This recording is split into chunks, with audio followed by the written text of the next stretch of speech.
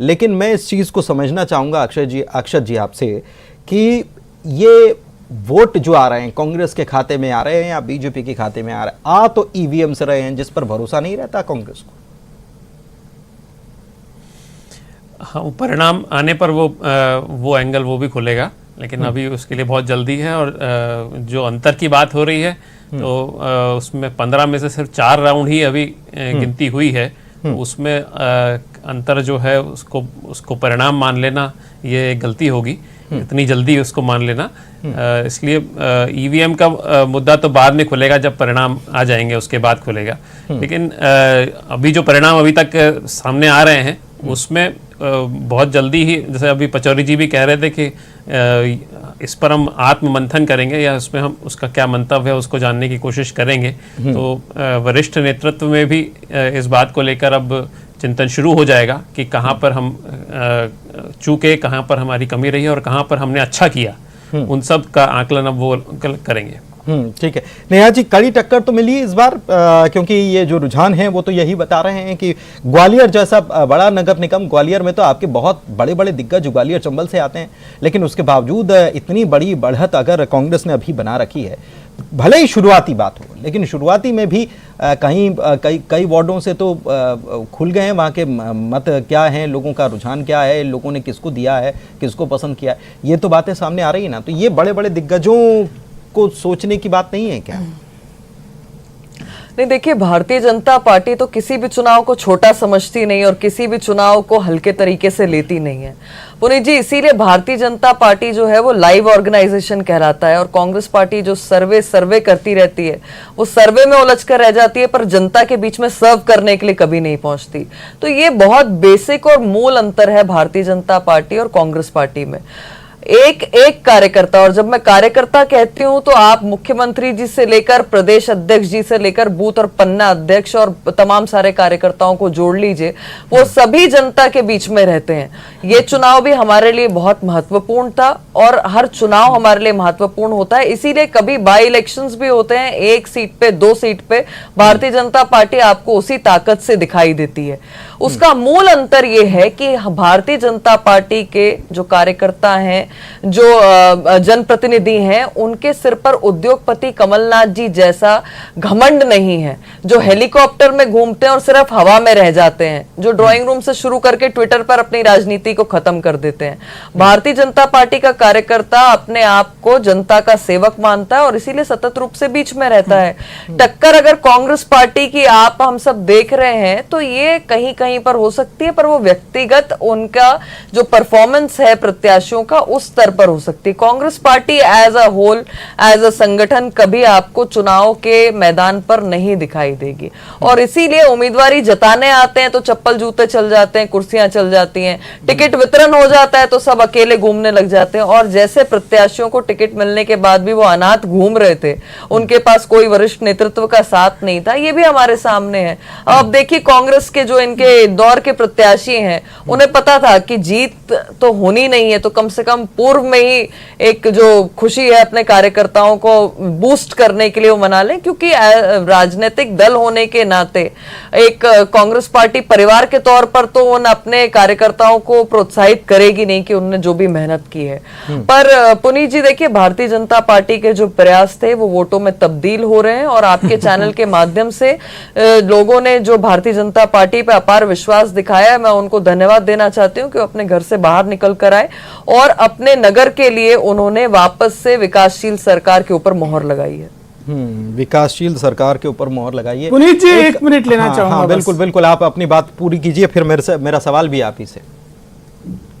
पुनीत जी, ऐसा लग रहा है भारतीय जनता पार्टी के नेता प्रवक्ताओं को मति भ्रम हो गया है। आप पिछली बार से लगभग 60% सीटें हार रहे हैं और उसके बाद आप कह रहे हैं जनता का अपार समर्थन मिल गया, अपार समर्थन मिल गया, पन्ना प्रमुख कार्यकर्ता सबकी जीत हो गई, तो इसको तो मति भ्रम कहा जाएगा। ये केवल, ये देखिए मैं एक चीज और कहना, केवल जुमलेबाजी। आप मुझे बताइए, जबलपुर में डॉक्टर जामदार, चाहे भार्गव जी का इंदौर में टिकट हो, चाहे छिंदवाड़ा में आपके एडिशनल कमिश्नर को टिकट दिया हो, कौन से पन्ना प्रमुख से पूछा गया होगा ऐसे उम्मीदवारों को टिकट देने से पहले? क्या कोई पन्ना प्रमुख पहचानते होंगे इनको, जो आपके कार्यकर्ता भी नहीं थे? भारतीय जनता पार्टी केवल झूठ, प्रपंच, प्रोपोगेंडा और इवेंट की पार्टी बन कर गए। 3-3 इंच पानी में जबलपुर, इंदौर, भोपाल जैसे शहर डूब गए, जनता के घर गृहस्थी बह गई। क्या जनता ने नहीं देखा है? इन सब का जनादेश मिला है। आप केवल प्रोपोगेंडा कर सकते हैं, जनता ने खारिज किया है भारतीय जनता पार्टी को। लेकिन प्रत्याशी चयन की अगर बात की जाए तो आपने भी तो विधायकों को टिकट दे दिया, लेकिन परफॉर्मेंस तो उनका अच्छा नहीं रहा।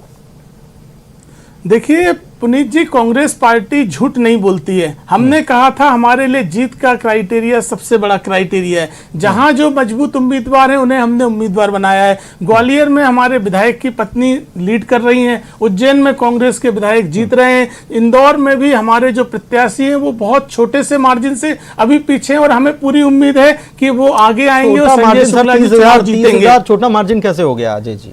इंदौर में अभी 6 लाख की काउंटिंग बकाया है, 6 लाख से ज्यादा की काउंटिंग बकाया है। उसमें ये 30,000 बहुत छोटा मार्जिन है, ये किसी भी समय कवर हो जाएगा। लेकिन भारतीय जनता पार्टी केवल और केवल भटकाव पे रही। विधायक को टिकट नहीं देंगे। कैलाश विजयवर्गीय, मालिनी गौड़, कृष्णा गौड़ सब आपके यहाँ रह चुके हैं महापौर। ये विधायक रहते हुए आपने मालिनी गौड़ और विजयवर्गीय जी को टिकट दिया था और आज कह रहे हैं क्राइटेरिया है 60 साल के ऊपर टिकट नहीं देंगे। जामदार जी 66 साल के। ठीक है, आप ये जो बात कह रहे हैं वो अक्षत जी से समझते हैं कि ये जो क्राइटेरिया तय हुआ था दोनों पार्टियों ने अलग अलग, कांग्रेस ने कहा कि जीतने वाला उम्मीदवार चाहे वो कोई भी हो, विधायक हो, विधायक के परिवार का कोई भी हो, बेटा हो, पत्नी हो, हम टिकट दे देंगे। बीजेपी, कांग्रेस ने ये बात कही थी, बीजेपी ने कहा था कि हमको तो कार्यकर्ताओं को टिकट देना है। हालांकि वितरण में कुछ ज्यादा अंतर नहीं रहा, किसी की पत्नी को टिकट बीजेपी में भी देखने को मिला। क्या सर, क्या बताता है ये तस्वीर क्या बताती है? ये क्या जो रुझान आ रहे हैं, क्या इस तरफ ये जो रिफॉर्म किया गया था पार्टियों के अंदर ही अंदर, ये क्या बता रहा है?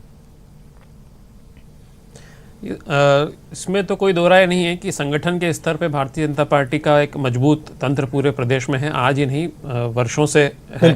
और इसमें जो भी पार्टी अपने संगठन के स्तर पे एक निर्णय कर लेती है और उस पर वो अमल करती है, उसमें दाएं बाएं होने का सवाल नहीं उठता है। ये तो इसमें सामने दिख ही रहा है कि उन्होंने तय कर लिया था कि विधायक को टिकट नहीं देंगे, भले ही वो कोई भी स्थिति बने, तो नहीं दिया। उसके बाद जो भी उसके पर जो प्रत्याशी घोषित हुआ है उसको जिताने के लिए पूरा संगठन लगेगा, ये एक निर्णय हुआ और उस पर पूरे पार्टी ने प्राणपण से काम भी किया।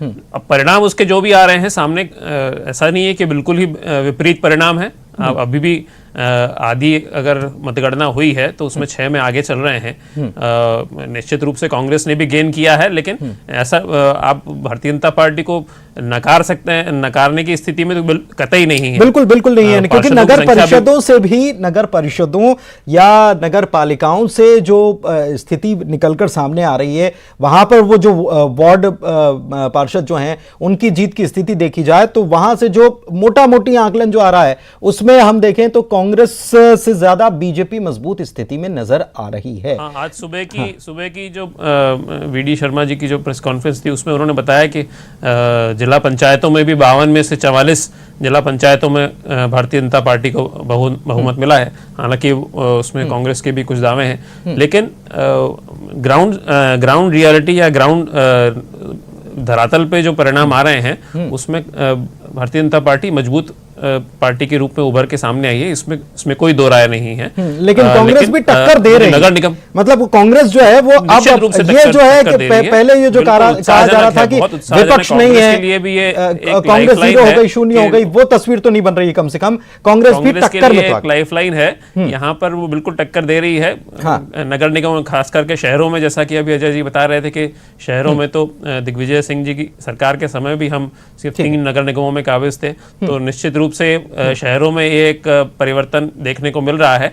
लेकिन भारतीय जनता पार्टी एक मजबूत पार्टी के रूप में उभर के आई है, इसमें कोई दो राय नहीं है। ठीक है, यानी कि नगर निगमों में दिग्विजय सिंह के काल में भी जब बीजेपी नहीं सर ठीक है बोलिए बुरहानपुर में जो पुनीत जी। भाजपा की लीड दिख भी रही है, वो बी टीम एमआईएम को लड़ा के 10,000 वोट एमआईएम ले गई। पुनीत उस वजह जी। से भाजपा की ये 200-300 वोटों की लीड दिखाई दे रही है ठीक है बुरहानपुर में। आपका डेटा ये कह रहा है, ठीक है दिल ठीक बहलाने है, के लिए ठीक है। दिल बहलाने के लिए मीटिंग, कभी किसी पर ठीकरा फोड़ेंगे, अरे कभी आंकड़ा किसी है पे क्या कभी दिल मार्जिन बहलाने? कम MIM आपकी बताएंगे, टीम नहीं पर है। ये नहीं बताएंगे कि जनता ने कांग्रेस पार्टी पे फिर से विश्वास जताने से मना कर दिया। चलिए ठीक है, मना कर दिया है या क्या कर दिया है वो सारे शाम को और चर्चा करेंगे ना हम लोग। अभी तो पूरा दिन बाकी है, रुझान अभी आ रहे हैं, फिर नतीजों में तब्दील होंगे। अभी 30,000 है, 30,000 से 3 लाख किसकी होगी किसकी नहीं होगी, ये सारी बातें दिन भर न्यूज़ 18 पर चलती रहेगी। बहुत शुक्रिया आप तीनों मेहमानों का हमारे साथ चर्चा में शामिल होने के लिए। और दिल्ली बीजेपी के पूर्व नेता